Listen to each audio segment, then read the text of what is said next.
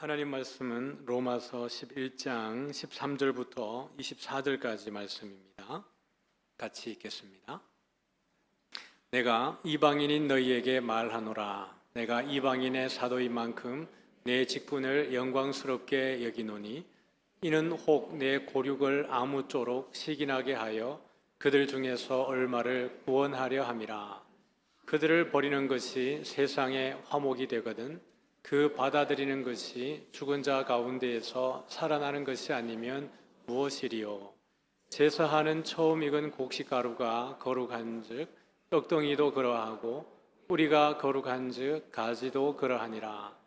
또한 가지 얼마가 꺾이었는데 돌 감람나무인 내가 그들 중에 젖붙임이 되어 참 감람나무 뿌리의 진액을 함께 받는 자가 되었은즉 그 가지들을 향하여 자랑하지 말라. 자랑할지라도 내가 뿌리를 보존하는 것이 아니요 뿌리가 너를 보존하는 것이니라. 그러면 내 말이 가지들이 꺾인 것은 나로 젖붙임을 받게 하려 함이라 하리니 옳도다. 그들은 믿지 아니함으로 꺾이고 너는 믿음으로 섰느니라. 높은 마음을 품지 말고 도리어 두려워하라. 하나님이 원 가지들도 아끼지 아니하셨은즉 너도 아끼지 아니하시리라. 그러므로 하나님의 인자하심과 준엄하심을 보라. 넘어지는 자들에게는 준엄하심이 있으니 하나님의 인자하심에 머물러 있으면 그 인자가 너희에게 있으리라. 그렇지 않으면 너희도 찍히는 바 되리라.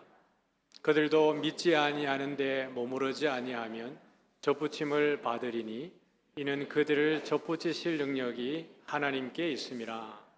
내가 원 돌 감람나무에서 찍힘을 받고 본성을 거슬러 좋은 감람나무에 젖붙임을 받았으니 원 가지인 이 사람들이야 얼마나 더 자기 감람나무에 젖붙이심을 받으랴. 젖붙임의 역설이라는 제목으로 말씀을 나누겠습니다. 오늘 이 본문은 우리에게 익숙한 내용입니다. 그런데 휴가를 보내면서 이 본문 때문에 머리가 너무 아팠습니다.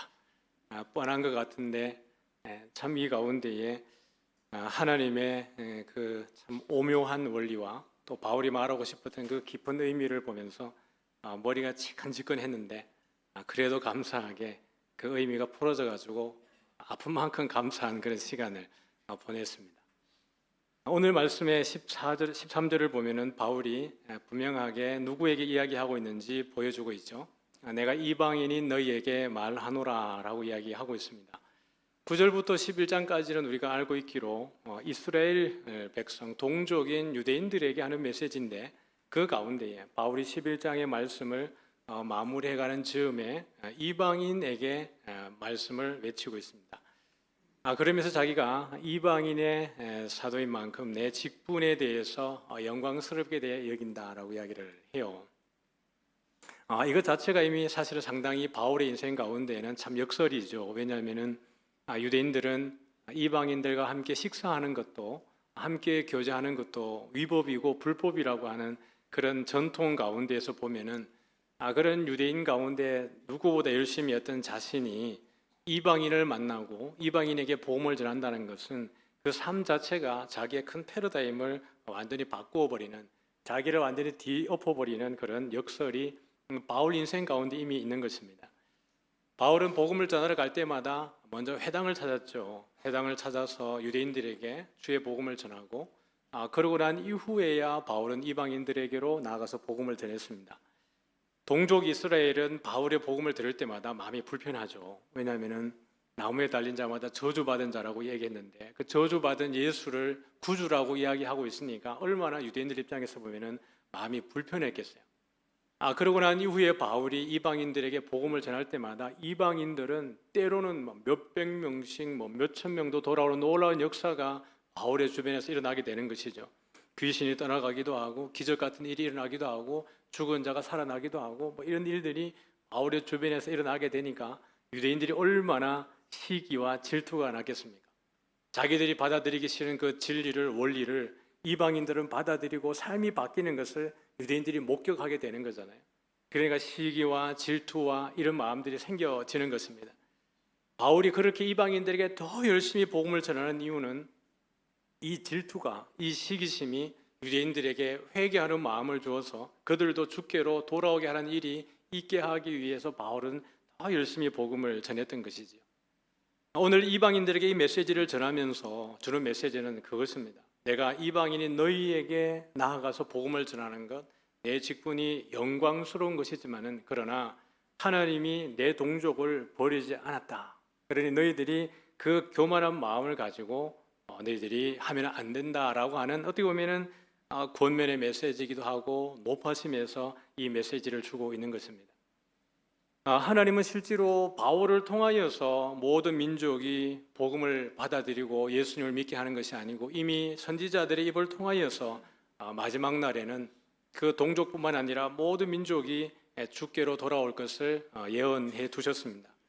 여러 부분이 있지만은 그럼에도 불구하고 우리가 잘 알고 있는 부분인 아모스 9장을 한번 가보겠습니다. 아모스 9장 11절과 12절인데요. 같이 한번 읽어볼까요? 그날에 내가 다윗의 무너진 장막을 일으키고 그것들의 틈을 막으며 그 허물어진 것을 일으켜서 옛적과 같이 세우고 그들이 에돔의 남은 자와 내 이름으로 일컫는 만국을 기업으로 얻게 하리라. 이 일을 행하시는 여호와의 말씀이니라. 11절을 보면 여러분이 잘 알고 있는 다윗의 무너진 장막의 회복이 여기에서 나오는 것입니다. 하나님의 말씀과 계명과 율례를 지키지 않다가 하나님 이방 민족을 통해서 심판하시고 이 나라가 멸망되게 되어지는 일들이 벌어지겠지만은 그러나 하나님은 반드시 그 나라를 회복하게 할 것입니다. 다윗의 장막, 하나님께서 약속하신 그 언약을 반드시 회복하셔서 다윗의 나라가, 하나님의 나라가 다시 회복되어질 것에 대한 예언을 하셨던 것입니다. 다윗의 무너진 장막을 일으키고 그것들의 틈을 막으며 허물어진 것을 일으켜 세워서 옛적과 같이 세우겠다라는 것이 아모스를 통한 하나님이 이스라엘에 대한 회복에 대한 약속이셨습니다. 뿐만 아니라 12절을 보면은 그들이 에돔의 남은 자와라고 하고 있어요. 에돔은 하나님의 나라의 측면에서 보면은 하나님의 나라의 원수입니다. 하나님의 백성의 적이지요. 그렇지만은 결국에는 말일에는 그 원수 같은 이들도 회개하고 돌아올 때에 주님이 그들을 용납하신다라는 것입니다. 에돔의 남은 자와 내 이름으로 일컫는 만국, 그러니까 이방인이겠죠. 그러니까 11절과 12절에서 하나님이 아모스를 통해서 예언하신 내용은 무엇이냐 그러면은 말일이 되어지면은 마지막 달에 종말이 될 때에는 하나님이 이스라엘의 회복뿐만 아니라 모든 이방인들 가운데에도 주께로 돌아오는 자들을 기업으로 삼으시겠다라는 것입니다. 바울이 로마서를 시작할 때 복음은 모든 믿는 자에게 구원을 주시는 하나님의 능력이 됨이라라고 말한 것이 바로 이것입니다. 복음은 모든 믿는 자, 유대인이든지 헬라인이든지 이방인이든지 자유자이든지 누구든지 상관없이 주께로 돌아오는 자들은 하나님의 구원을 받는다. 그것을 구원케 하시는 것이 하나님의 능력이다라고 하는 것이 바울의 메시지이고 이것을 아모스 선지자가 미리 예언을 한 것이지요. 사도행전 15장에 가보면은 예수 믿은 유대인들이 고집했던 것이 있습니다. 뭐냐 그러면은 예수 믿었지만은 유대인들이기 때문에 할례를 받아야 구원받는다라고 강조하는 예수 믿고 난 이후에 유대인들의 주장이 있습니다. 예수를 믿지만 그래도 할례는 받아야 돼. 그래야 구원이 이루어져라고 주장하는 유대인들이 있었더랬습니다. 이 문제로 논쟁이 생겨져서 사람들이 다시 예루살렘으로 모여서 사도들과 이야기하는 가운데에 사도들이 그렇게 이야기하는 거죠. 우리들의 조상들도 다 감당하지 못했던 율법의 무거운 짐을 왜 이방인들에게 지우려고 하느냐. 그 모든 것 할례 구원받는데 아무런 상관이 없고 그냥 그들에게는 음행과 목매어 죽인 것과 핏째 먹지 않도록 그들에게 이야기하라라고 이야기하는 그 과정 속에서 오늘 아모스 9장의 메시지를 여기에서 인용을 하고 있는 것입니다. 사도행전 15장의 말씀을 15절부터 18절까지 말씀을 한번 보면은 같이 한번 읽겠습니다. 선지자들의 말씀이 이와 일치하도다. 기록된 바 이후에 내가 돌아와서 다윗의 무너진 장막을 다시 지으며 또 그 허물어진 것을 다시 지어 일으키리니 이는 그 남은 사람들과 내 이름으로 일컬음을 받는 모든 이방인들로 주를 찾게 하려 함이라 하셨으니 즉 예로부터 이것을 알게 하시는 주의 말씀이라 함과 같으니라. 여기 보면은 16절과 17절에 보면은 특별히 16절은 앞에 있는 그 아모스의 고백과 똑같죠. 17절을 보면은 이는 그 남은 사람들과라고 이야기할 때 아모스에서는 에돔의 남은 자와라고 이야기했습니다. 여기서 인용해 올 때 에돔을 빼버리고 그 남은 사람들과라고 이야기를 하고 있는 것이에요.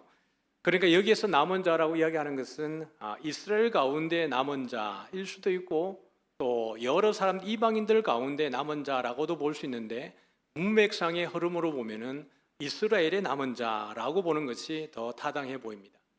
이는 그 남은 사람들과 내 이름으로 일컬음을 받는 모든 이방인들로라고 되어져 있는 겁니다.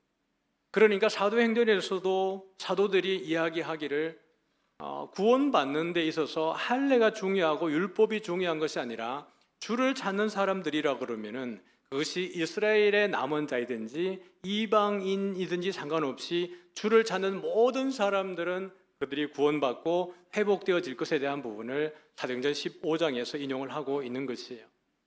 바울이 여러분 이것을 오늘 이방인들에게 이야기하고 있는 것입니다. 이방인들은 너희들이 교만해서는 안 된다는 거죠. 왜냐하면 1장부터 8장까지의 내용을 보면은 유대인들에게 참 불편한 내용들입니다. 왜냐하면 율법으로 구원받는 게 아니고 율법으로 의로워지는 게 아니고 하나님의 은혜로 성령의 은혜로만 의로워지고 구원받는다라는 것을 계속 강조하기 때문에 유대인들의 입장에서 보면은 계속 불편한 거예요. 그리고 여러분 9장부터 10장, 11장까지 진행되는 내용 가운데에서도 자꾸 이스라엘아 돌아오라 그러고 토기장의 비유를 통해서 귀하게 쓸 그릇과 천이 쓸 그릇에 대한 이야기, 진노의 그릇과 긍휼의 그릇에 대한 이야기를 하면서 어떻게 보면은 이방인들의 입장에서 유대인들은 이게 오히려 저 이방인들이 유대인들이 불쌍한 사람이구나라고 생각하고 자기들이 교만해질 수 있는 것이에요. 또 로마 교회 유대인들이 한번 다 여러분 쫓겨 나갔다가 들어온 경험이 있지 않습니까? 글라우디오 황제 때에 유대인들을 로마에서 추방하는 일들로 인하여서 로마 교회 안에 유대인들이 소수가 되어지고 이방인들이 다수가 되어지는 이 상황 가운데에서 이방인들이 교만해질 수 있는 상황이었습니다. 그때에 바울이 이방인들에게 그러하지 말라라고 지금 권면하면서 오늘 이 내용이 본문이 진행되고 있는 것입니다. 자, 그러면서 이제 17절입니다. 제가 머리 아파했던 17절 이하로 한번 가보도록 하겠습니다. 17절인데 17절과 18절 두 절을 한번 읽어보죠. 시작. 가지 얼마가 꺾이었는데 돌감람나무인 내가 그들 중에 접붙임이 되어 참감람나무 뿌리의 진액을 함께 받는 자가 되었은즉 그 가지들을 향하여 자랑하지 말라. 자랑할지라도 내가 뿌리를 보존하는 것이 아니요 뿌리가 너를 보존하는 것이니라. 여기 보면은 이제 접붙임에 대한 오늘 역설이잖아요, 제목이.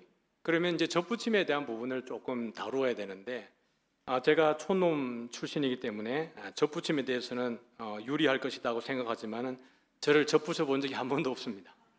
저는 그 원리를 잘 몰라요. 그런데 오늘 접붙임을 여러분 좀 이렇게 이 시간에 짧은 시간이지만 같이 한번 공부를 해보도록 하죠. 접을 붙일 때에는 같은 종, 같은 속이어야 합니다. 다른 종류끼리 접을 붙여서는 되는 일이 아닙니다. 내가 배나무에다가 감나무를 접붙여가지고 여기다가 하나의 과실을 만들어내야지 그런 일은 없습니다. 같은 속이어야 그 접붙임이 가능하다고 이야기를 해요. 그러면은 여러분 접붙이는 이유가 있죠. 접붙이는 이유는 뭐 여러 가지 의미들이 있겠지만 가장 중요한 것은 좋은 품질을 거기에서 생산하기 위해서 또는 품종을 개량하기 위해서 그렇게 접붙이는 경우들이 있죠.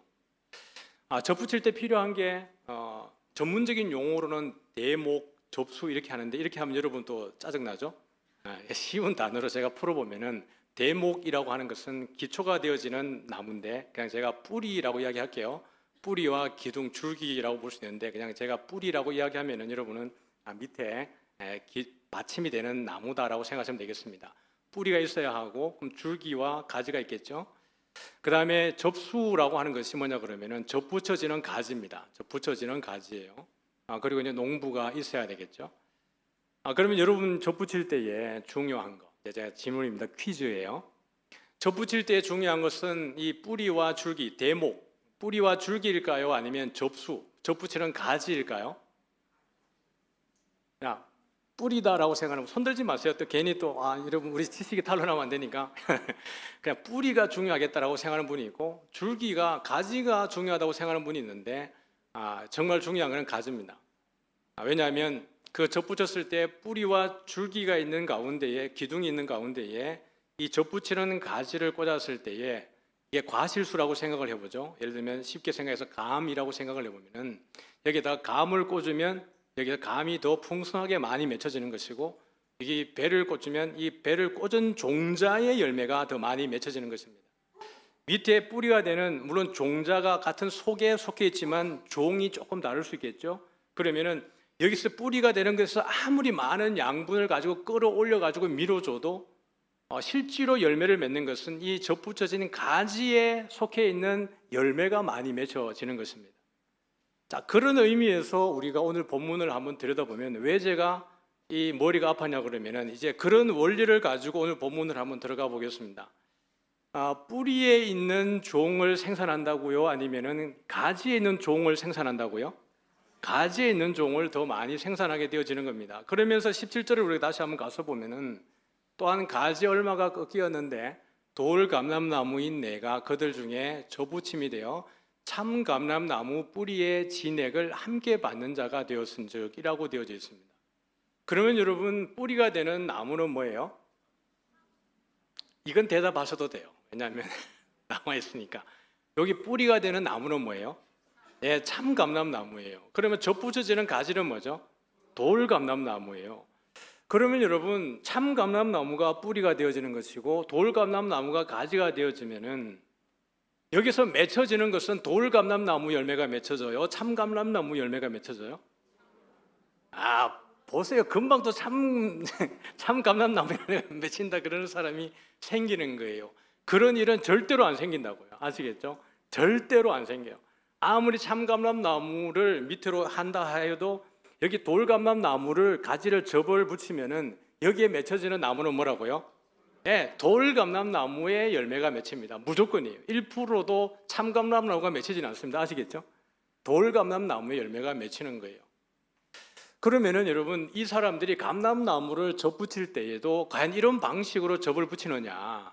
그렇지 않다는 데 문제가 있습니다. 실제로 감람나무를 접붙일 때에는 돌 감람나무를 뿌리로 쓰고 참 감람나무를 가지로 접을 붙이는 거예요. 왜냐하면 돌 감람나무는 소용 가치가 별로 없습니다. 식용으로 쓸 수도 없고 거기서 나오는 것들이 다른 상업적 용도로도 돌 감람나무에서 나오는 열매는 그 소모가 소용이 잘 없어요. 그러니까 참 감람나무를 재배하는 것입니다. 돌 감람나무를 밑에 기둥으로 뿌리를 쓰는 이유는 생명력이 강하기 때문에 그렇습니다. 번식력이 강하고 생명력이 강하기 때문에 많은 영양분을 끌어당겨야 되기 때문에 돌 감람나무를 밑에 뿌리로 쓰는 것이고 실제로 많은 걸 수확하기 위해서 참 감람나무 가지를 꽂는 거예요. 그래야 참 감람나무 열매가 많이 맺히는 거니까요. 근데 여러분 오늘 본문에 보면은 지금 누가 젖붙임을 당했어요? 돌 감람나무가 젖붙임을 당했어요. 그럼 우리가 생각할 때 여기 이렇게 했으니까 젖붙임 나무가 가지가 돌 감람나무니까 여기에서 영양분을 많이 올려주면 얘가 뭘로 바뀐다고 생각을 해요? 참 감람나무가 바뀐다고 생각하는데 그런 일이 있다고요? 없다고요? 절대로 없다고요. 1%로 없다고요. 그러니까 제가 머리가 아픈 거예요. 그럼 바울은 지금 이 촌놈이 아니어가지고 농사의 원리를 몰랐던 것일까? 그렇지 않다는 거죠. 바울이 이걸 모르고 쓴 게 아니라 그러면 여기에 또 다른 바울의 이 메시지의 의미가 있다라는 것입니다. 18절 말씀을 한번 보면은 같이 읽습니다. 그 가지들을 향하여 자랑하지 말라. 자랑할지라도 내가 뿌리를 보존하는 것이 아니요 뿌리가 너를 보존하는 것이니라. 여기 있습니다. 지금 바울이 말하는 것은 열매에 관심이 있는 게 아닙니다. 바울은 지금 여기에 돌감람 열매를 맺느냐 참감람 열매를 맺느냐의 고민이 아닙니다. 바울의 고민은 누가 누구 때문에 있느냐라는 것입니다. 가지가 뿌리 때문에 있습니까? 뿌리가 가지 때문에 있습니까? 질문이 헷갈리죠, 그죠?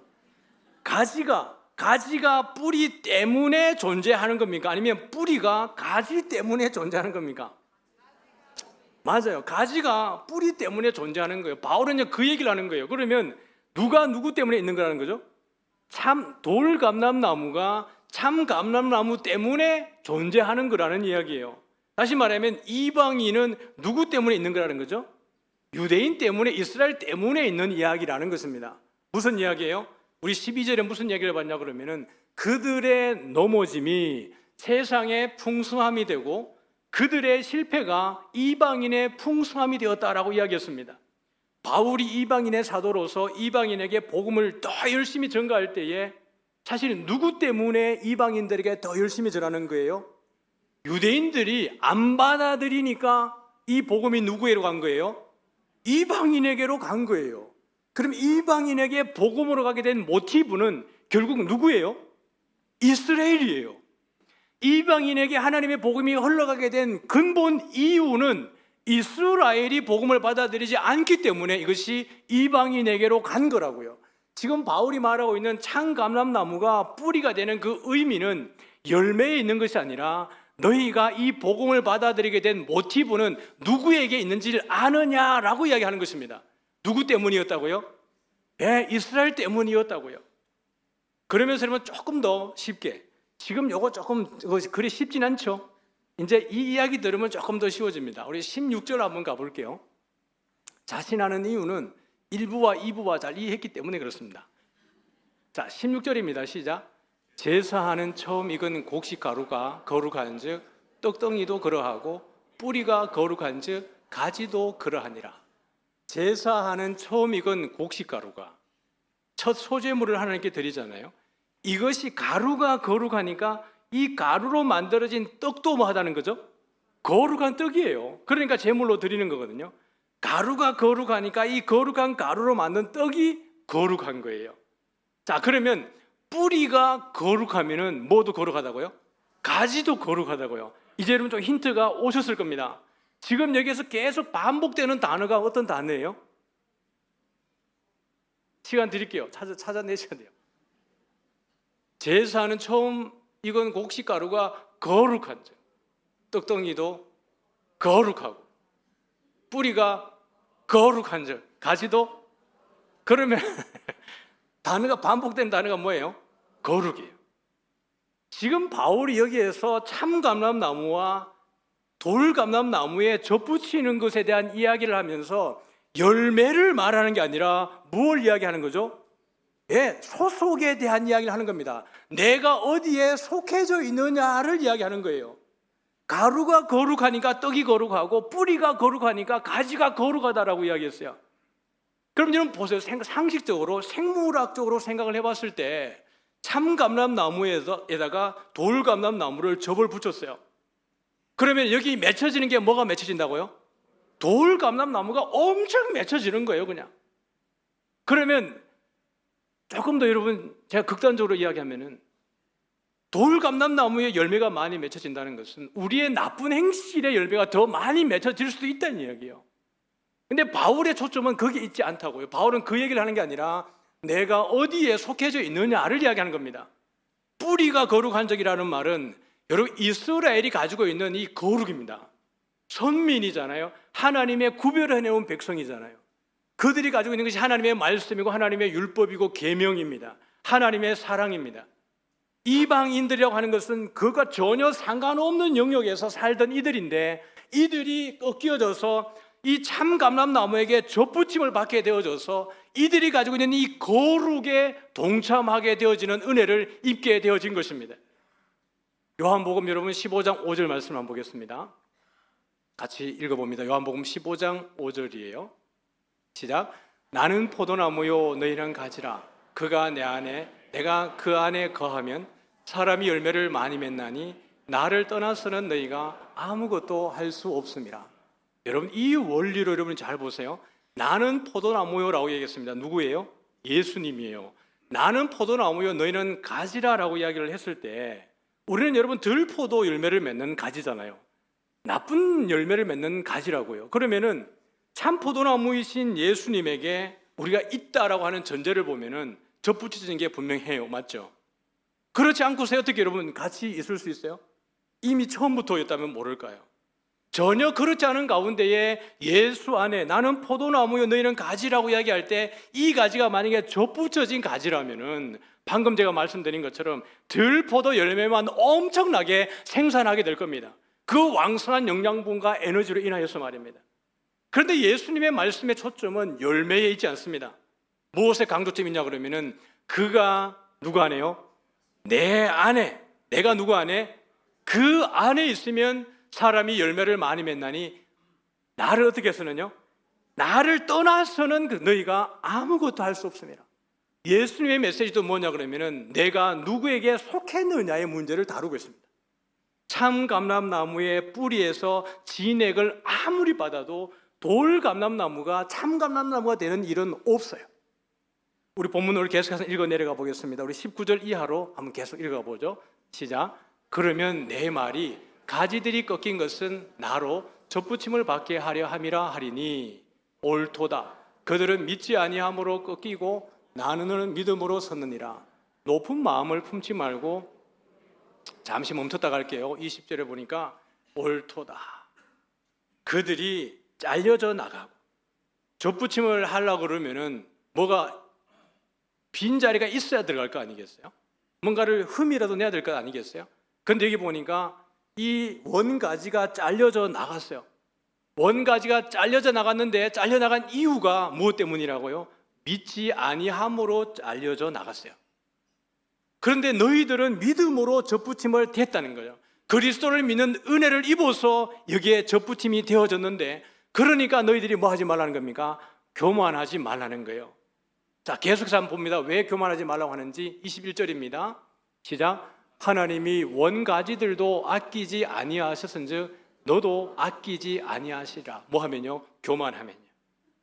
이스라엘이 교만하여서 믿지 않게 되어진 것이고 믿음을 따르지 않고 의를 따르게 된 것이 그들의 교만 때문이었는데 너희들이 마음을 높이 두게 된다 그러면은 원가지도 아끼지 않고 잘라내신 하나님이 너희 일까 보냐라고 말하고 있는 것입니다. 그러므로 교만하지 말고 겸손하라는 이야기예요. 자, 22절 한번 더 보겠습니다. 시작. 그러므로 하나님의 인자하심과 준엄하심을 보라. 넘어지는 자들에게는 준엄하심이 있으니 너희가 만일 하나님의 인자하심에 머물러 있으면 그 인자가 너희에게 있으리라. 그렇지 않으면 너도 찍히는 바 되리라. 하나님의 여러분 아주 엄혹함이 여기 있습니다. 우리는 하나님을 사랑의 하나님으로만 자꾸 이해하려고 하는 경향이 있습니다. 그러나 하나님은 여러분 준엄하신 분이십니다. 하나님은 공의로우시고 정직하신 분이십니다. 하나님은 심판에 대해서 여러분 거기에 양보가 없으신 분이십니다. 믿지 아니할 때, 교만할 때 원가지도 아끼지 않고 하나님이 잘라내셨습니다. 이것이 하나님의 준엄하심이십니다. 그러나 믿는 자들에게는 그들이 에돔의 남은 자라 할지라도 하나님과 원수가 되었던 자들이라 할지라도 그들이 돌아올 때에 그들을 받아주시는 하나님의 인자하심이 거기에 있는 것이에요. 너희가 만일 하나님의 인자하심에 머물러 있으면 그 인자가 너희에게 있겠지만은 그렇지 않으면 어떻게 합니까? 너희도 어떻게 해요? 찍히는 바가 되리라는 것입니다. 자, 한번 23절 볼까요? 시작. 그들도 믿지 아니하는데 머무르지 아니하면 접붙임을 받으리니 이는 그들을 접붙이실 능력이 하나님께 있습니다. 되게 중요한 클라이막스로 지금 가고 있습니다. 바울이 말하는 클라이막스는 뭐냐 그러면은 여러분 23절에 보면은 그들도 믿지 아니하는데 머무르지 아니하면 이라는 이야기는 이 그들은 누구일까요? 이스라엘입니다. 유대인들입니다. 그들이 여러분 예수를 믿지 않기 때문에 잘려져서 나갔어요. 바울이 이방인들에게 복음을 더 열심히 전가하고 있습니다. 이것으로 인하여서 동족 이스라엘이 뭐가 나게 하기 위해서요? 시기가 나게 하여서 그 가운데에 얼마라도 구원을 받게 하려 함이라라고 이야기하고 있습니다. 그들도 믿지 아니하는데 머무르지 않고라는 말은 회개하고 돌아오면이라는 이야기입니다. 바울이 의도했던 것처럼 이방인에게 복음을 열심히 전하게 될 때 시기가 나고 질투가 나가지고 돌아와서 예수 믿기로 작정한 자들이 생겨지게 된다면 이들도 어떻게 된다는 겁니까? 접붙임을 어떻게 한다고요? 받으리니라고 이야기하는 거예요. 이는 접붙이실 능력이 누구에게 있기 때문입니까? 하나님에게 있습니다. 24절에 거의 여러분 절정인데 정점인데요. 24절 한번 보겠습니다. 시작. 내가 원 돌 감람나무에서 찍힘을 받고 본성을 거슬러 좋은 감람나무에 접붙임을 받았으니 원 가지인 이 사람들이야 얼마나 더 자기 감람나무에 접붙이심을 받으랴. 내가 원 돌 감람나무에서 뭘 받았어요? 접붙이실 능력이 누구에게 있어요? 보세요. 지금 여기 말하는 돌 감람나무도 지금 상태가 어떤 상태예요? 찍힘을 받아가지고 분리되어진 상태예요. 참 감람나무가 찍힘을 받아서 분리되어져서 방치하게 되어지면은 이 잘려져 나간 가지의 용도는 무엇으로 쓰여져요? 땔감으로 쓰여져요. 돌 감람나무도 자기의 원가지에서 지금 찍힘을 받은 상황이에요. 그러면은 여러분, 이 돌 감람나무인 이방인들도 살아 있어요? 죽어 있어요? 죽어 있어요. 그런데 이게 누구 손에 붙들린 것입니까? 농부의 손에 붙들린 것입니다.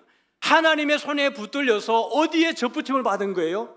참 감람나무에 접붙임을 받아줘서 하나님의 거룩에, 하나님의 언약에, 하나님의 말씀에 속해진 것입니다. 돌 감람나무조차도 누구 손에 붙들렸기 때문에 산 거예요? 하나님의 손에 붙들렸기 때문에 산 거예요. 자기들이 잘라서 참 감람나무에게 붙잡힌 게 아니고요. 여러분, 돌 감람나무가 잘려져 나간 가지가 나는 저기에 붙어야지 라고 해서 붙어지는 것입니까? 그럴 일은 절대로 없습니다. 하나님의 손에 붙들려야만 이 가지가 여기에 접붙임을 당하는 것입니다. 그러면 이 모양은 어떤 모양이라고 했습니까? 참 감람나무에 돌 감람나무가 접붙여지는 정말 비상식적인 접붙임이 이루어진 것입니다. 그런데 하물며라고 말하잖아요. 원가지인 이스라엘 사람들이야 얼마나 더 어떤 감람나무요? 자기 감람나무. 그럼 어떤 감람나무입니까? 참 감람나무입니다. 잘려져 나갔는데 이 가지가 회개하고 있을 때에 하나님이 그래 라고 해서 이 가지를 접붙인다 그러면은 이것이야말로 가장 완벽한 다윗의 무너진 장막의 회복입니다. 뿌리도 참 감람나무요, 가지도 참 감람나무고 완벽한 감람나무가 생성되어지는 것입니다. 그들의 넘어짐이 세상의 풍성함이요, 그들의 넘어짐이 이방인의 풍성함인데 하물며 그들의 충만함이리요 라고 이야기하는 것입니다. 참 감람나무의 진액과 참 감람나무가 연결되어질 때 이것이 하나님이 원하시는 바인 것이죠. 그런데 아무 자격이 없고 너무나 비상식적인 돌 감람나무인 우리를 하나님이 그냥 땔감으로 써버려 될 우리를, 허물과제로 죽었던 우리들을 어디에다가 접붙여 주시는 것입니까? 참 감람나무에다가 접붙여 주시는 것입니다. 예수님에다가 접붙여 주는 줄 믿으시길 바랍니다. 우리로서는 여전히 죄 가운데 있지만 구원받을 능력이 없지만은 예수님 안에 있고 예수님이 우리 안에 있음으로 인하여서 그 생명의 은혜, 구원의 은혜, 거룩의 은혜를 누리는 줄 믿으시길 바랍니다. 이 한 주간 살아가실 때에도 그 진리 안에서 자유함을, 복음에 합당한 삶을 살아내는 우리 모두가 되어지기를 주의 이름으로 축복합니다.